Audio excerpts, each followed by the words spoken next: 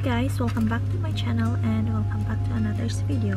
So for today, I'm gonna show you what I buy, replacement of my gel polish.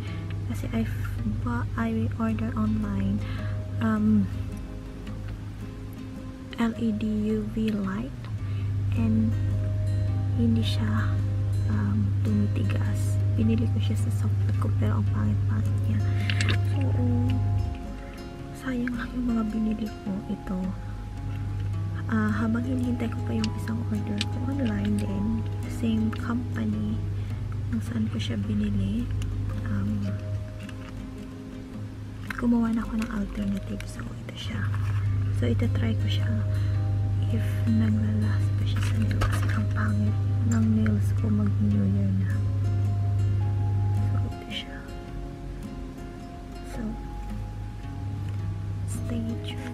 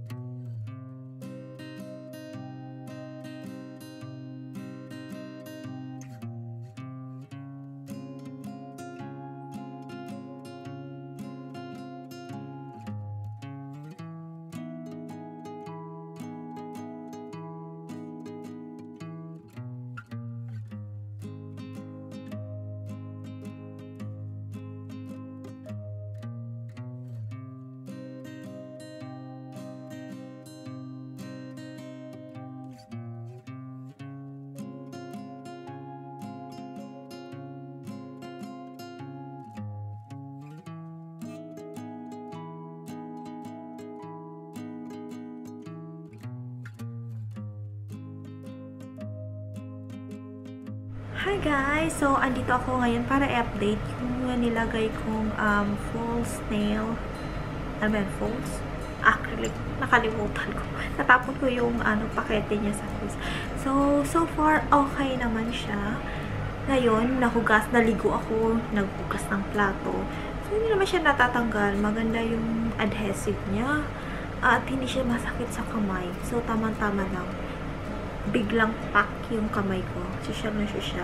Parang pangmayaman. Kahit wala naman akong pera. So, hindi ko sure kung okay siya bukas. Pero maganda siya kung may event kayo na wala na kayong time pumunta sa parlor. Kasi pwede siya. Sobrang ganda. Nag-order kasi ako ng gel polish.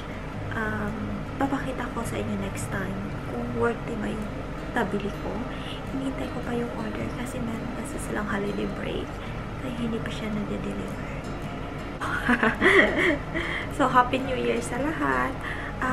Manunood ako mamaya sa Burj Khalifa pero doon lang sa sidewalk sa Satwa kasi ayaw namin yung madaming tao. Ang hirap makauwi pagkatapos sobrang traffic. Siguro kasi madami yung mga galing ng UK, Amerika, Australia, pupunta dito sa Dubai, nanonood yan at saka sa ibang bansa.